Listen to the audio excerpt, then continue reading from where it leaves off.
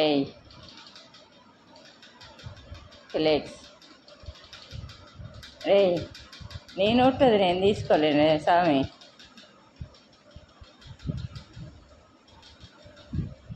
ఏ రోజు ఆ బాల్ నవ్వులి నువ్వు నోట్లో మింగేసినా కానీ ఆశ్చర్యపడనవసరం లేదు. చిన్నప్పుడు మేము జీడీలు బొగ్గల్లో పెట్టుకొని పోతే ఈరోజు బాల్లో పెట్టుకుంటున్నాడు.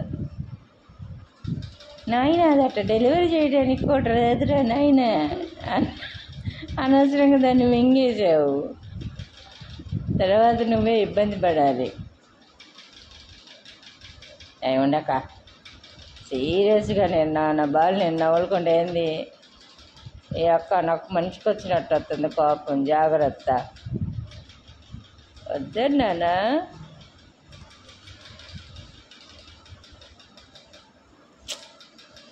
వద్దన్నానా? చేతి వినిపించుకోవేంది?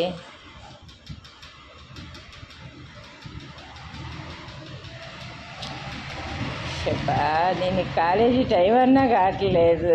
తొందరగా ఆటో వాడు వచ్చి ఎత్తుకుపోతే బాగుండు.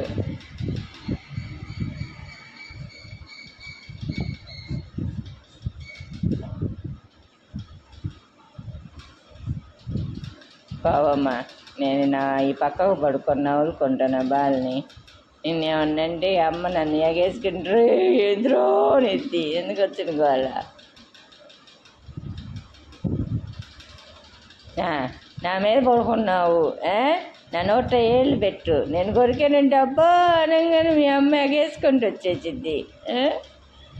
ఏ రోజైనా కానీ ఎందుమ్మా ఎందుకని ఇసుకిస్తావు నన్ను ఇద్దా అందు.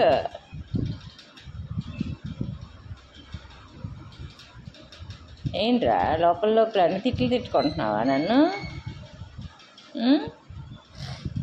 ఇల్లు ఉండమ్మా, నేను బాగా బిజీగా ఉన్నాను. ఇది ఎంత తిన్నా కానీ అరిగిపోవట్లేదు, కరిగిపోవట్లేదు.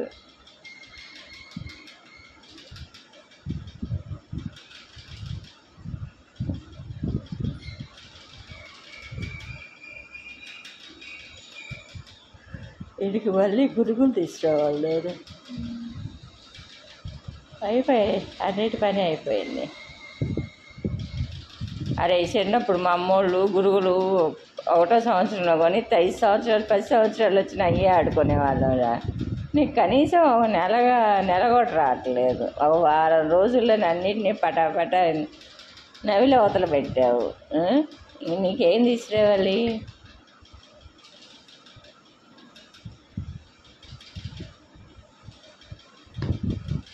ఎందుకు కొట్టావు అక్క నన్ను? ఏ అక్క ఎందుకు కొట్టావు? ఏం చేశాను నిన్ను? కొర్రికాను అనుకో అంతే. నాకు అసలుకే పచ్చ కోపంగా ఉంది. పెద్దగా నా మీద పడుకున్నాను, తటా తందావు. చిక్కులేని కుక్క. నేను చెల్లిని కదిలిచ్చాను. పొద్దున్నే నాకు తన్నులు తినాలని లేదు.